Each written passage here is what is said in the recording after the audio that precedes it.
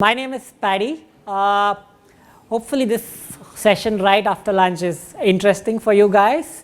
Today we are going to talk about the gold standards of generating user-generated stories using qualitative research. Insights Club is a platform that collects and integrates multiple sources of data to deliver intelligent insights to drive personalized marketing. So if you take a step back and look in the past, first-party data has always existed in silos compared to existing internal data. As Insights Club,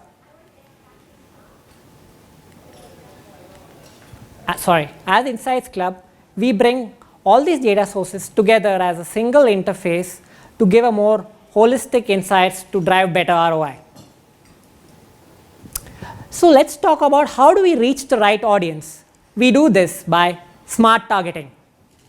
All of us might be familiar with this classical saying, what people say they do is actually very different from what they actually do. That's why when we do smart targeting, we leverage on 5 buckets of data.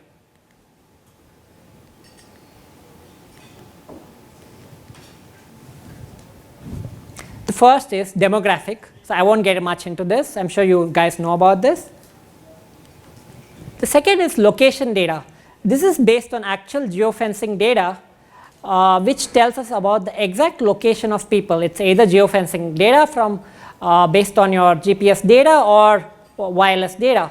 Now, geofencing data is interesting because not because of the actual location, but because of the kind of places someone has visited. So let's say someone has visited Changi Airport 3 times in the last 1 year, and maybe has visited certain kind of bars and restaurants. Maybe you could profile them as someone who's a frequent traveler and a certain social psychographic profile. The third data is basically appographic data. This is basically based on the type of apps people have installed in their device based on either the App Store or the Play Store. So let's say that someone who at least has 2 health and fitness apps, probably they're a health and fitness freak.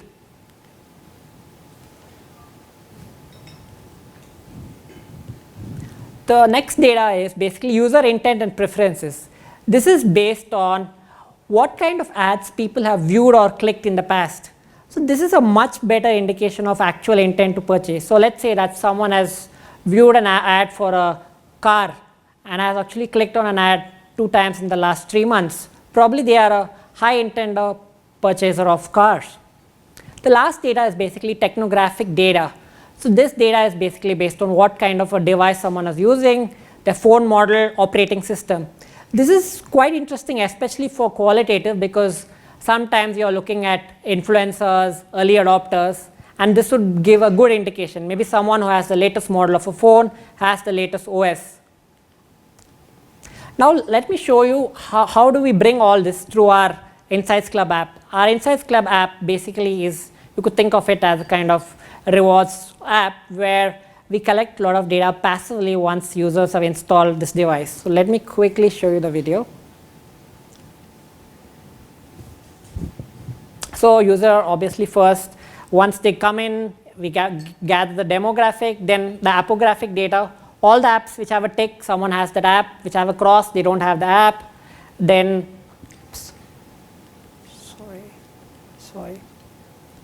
sorry guys. Okay, so back. So appographic is obviously the apps which someone has, you have a tick, crosses, you don't have that app. Technographic is basically it automatically picks up what device they have, and then that's the location data.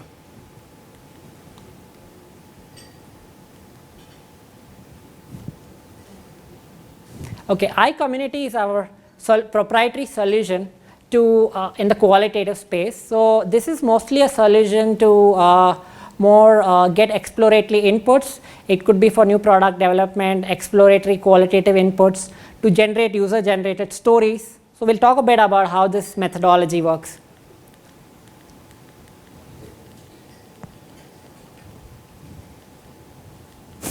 Sorry guys. Okay. So how does the iCommunity basically work? Users are smartly targeted to bring them to our app. Once they come to the Insights Club app, they have served up different hyperlocal tasks. So one the hyperlocal task in this case would be to join our iCommunity board. So once they agree to join our iCommunity board, the next hyperlocal task for them would be to pass through a screener. Once they've done that, they basically come on to the community board, and every time some question is placed on the community board, they'll get a pop-up notification on the app. Okay, so this is how the iCommunity board looks like. Basically, it's rendered in multiple languages in real time.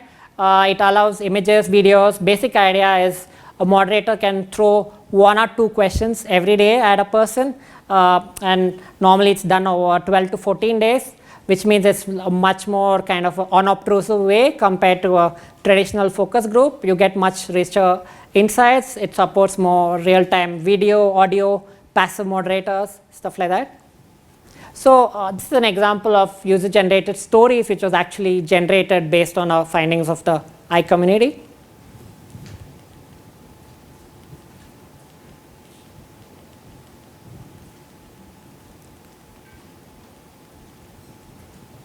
Okay, so that basically gives you some of the profiles, insights of the users based on the iCommunity. So now, without much ado, I would pass on the stage to Sandipan to talk a bit more about how Colgate has leveraged this iCommunity solution and how they see the future of this, at least in the context of Colgate. Okay, thank you, Paddy, and good afternoon, everyone. Hope you had a good lunch. So then let me jump straight into this particular project. What we were trying to do here is to get from consumers some genuine life stories. I will reveal slowly why we were trying to do this. But my presentation actually has 3 sections. I'll talk about why we chose iCommunity for a start to work with. The second section is what the entire project was about. So in the business sense, why was Colgate-Palmolive actually running this kind of project? And finally, I will try and show you what we expected to achieve, what we still expect to achieve out of this project. So let me start straight away with iCommunity. So iCommunity for us, after having used it, I can tell you there were 3 strong drivers, 3 strong points which worked for us. The first, as you can see, this is an actual output from this project. So the respondent has actually come back and said their feelings about participating in this study, and you will see that across. So we are actually quoting you verbatims through. Even the photographs that you will see are from the respondents themselves in this particular study. The most important part for us was that it gave the respondents a sense of safety. Now, we were talking about culturally sensitive topics, you know, and why we are doing that I'll come to very shortly. We were talking about sensitive topics, and we needed to give the respondents an option to step out of a discussion. We needed to give them a certain anonymity. So if you do not, these are not people who you will go to work the next day. This is a discussion board from which essentially after it closes, retains your anonymity. So this is the strong points which helped us to glean those genuine stories from the respondents. The second one, which really I think came through strongly for this particular project, was the longitudinal nature of it. So it extended over a period of 10 days to 2 weeks. The interesting bit here was that there were sets of people who behaved differently. There were people who liked to engage when a conversation had just started. There were people who didn't want to engage and only answered or put forward their point of view when no one else was speaking. There were people who wanted to, had that insightful moment, had that real story only after they had a shower at 10 a.m. in the morning before, first thing in office, they would like to type on the discussion board. Some others who would do it before they went to sleep. So, you can see the different patterns, and this is what Colgate is about. We are a democratic brand. We serve more than 1 billion consumers in Asia itself. You need to cater to everyone, and you need to hear everyone's voices. And this board, which allows you to contribute not at a particular moment, but across a period of time, allows you that. So this was the second part that really worked for us. The third is the picture. Now again, sometimes you can create reams of information, reams of words, of sentences, of logic and rationalizations, but it's occasionally just that picture which finally brings it home to you. And again, things, sensitive topics in Malaysia, this would be revealing the point a little bit about ethnicity, multi-ethnicity, diversity. Malaysia is a very diverse nation, but then to what extent is it inclusive? That is a continuous, discussion going on the surface or under the surface all the time. So people sometimes were not comfortable putting it in words. They shared pictures first. And then there would be some discussion around it and the stories would come out. So the pictures helped a great deal. Let me now reveal to you, those were the 3 strong points of the discussion board that we used, the online discussion board. Let me now reveal to you what Colgate was actually trying to do. So we wanted to do equity advertising, and we wanted to do equity advertising which would be an absolute banger. It would be like slamming the table and saying we have a new point of view and we have a strong point of view, something different from what we have been before, and yet connected to what we have been in the past. So it wanted to be something really, which would ring true to the consumer. So it doesn't have to be, it can't stop at just realizing an insight. It has to connect to your category, it has to connect to your brand, but most importantly, it has to sound real when the consumer sees that story, right, in advertising. So that was what we were trying to do. Now, culture is important. We heard that through the different discussions we've from speakers before me. But one of the insights that Colgate believes in, that there is something more important than culture, and that is rather than more important than the whole mass of culture. It's that part of culture which is evolving or changing. So you have content, you have real creative possibilities where something is changing. You don't have creative possibility on something that has always been the case, right? Because that has always been over leveraged and people are used to it. You need to find something that is in flux, that is changing. So what we did in this particular case is we went to different experts on culture, ethnographers and so on, and came up with some themes, right? What's happening in the Malaysian context, which reflects a change, evolution in people's lives. So we came up with a few themes there. Now we could have just taken it to the advertising agency and like, okay, now here create a communication which we can air right away. And that's where we made a break, went on iCommunity, got the stories gleaned from consumers themselves, and in the process we learned funny things sometimes. Stark things, not what we were expecting, but it made it more realistic when we heard it from the consumers. At the most precious moments, right? This one I think was very, very early in the morning. I'll just explain the photographs a bit to you, so if in case you don't know the Malaysian context. This is a multi-ethnic couple. And the family above is also a multi-ethnic family, which is not all that common in Malaysia.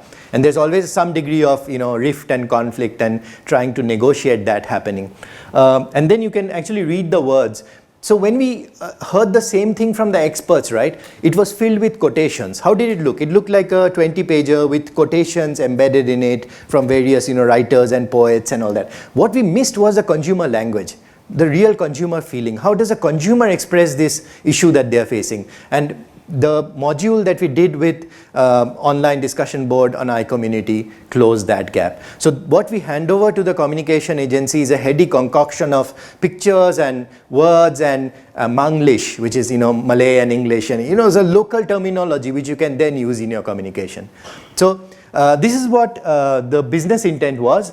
Let me jump forward to a quick break to what's next. So what we would like to do more is, someone was asking me at the table today whether we used videos created by the consumers on the online discussion board. So technology, or rather we didn't go into that territory. We didn't make ourselves that vulnerable yet. Taking from, I think, Amy was mentioning that earlier today. We didn't make ourselves that vulnerable in this particular case, but that would be the next step. We need to let consumers do some part of the direction, some consumer videos which you can stitch together to get even more realistic in terms of communication creation. Let me also talk about the longitudinal one, which is something we would like to do as a way forward. which is that, it's still irrational. You still ask people questions, and even on the discussion board, you're getting, people explaining their point of view, and then a little bit of, there's a discussion happening between two people, so you're trying to defend your point of view. It's still rational.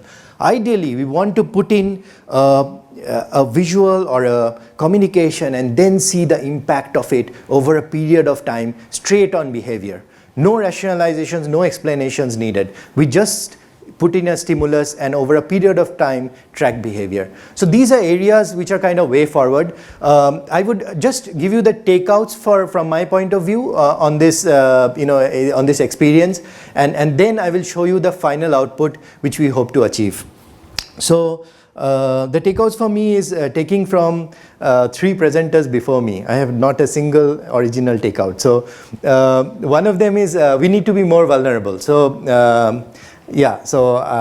we need to be more vulnerable. We need to take more risks, because otherwise we will use the same methodology and turn up. We almost always know what is going to throw up. So unless we try something new, nothing more in depth will arise. So that's one. The second is like Anubha said, you have to get on the bus. So get on the journey, get on the consumer journey. That's the way the world is going. You cannot do it anymore from your office. So meet consumers either online or offline and find out before you go ahead. And the third one would be co-creation, taking from the amazing presentation which preceded us before lunch. So co-creation, I think I would take it a step further. Not only the agency and the corporate side, but I think where it can really give you value is if you have a big retailer, you try and bring the retailer in as well. So that is something we are internally trying our hand on, because you finally need to sell it. If you have big players in your market, you need to sell it to that big player as well, your whole concept. So why not have them on board earlier? So that would be my key takeouts from this project, but I would say be vulnerable and try new things. Let me show you what came out of this study. Now, I cannot actually show you the communication because it's still getting made in Malaysia. But remember what I said about culture evolving and so on. So this is the same project done in India. And I wanted to show you the advertising which came out of it. Now, I would just request the team to play it twice, because you kind of have to read the subtitles. So, subtitles, or want me to read it out for you? Maybe play it again, I'll read out the subtitles so it's a little bit easier. Thank you.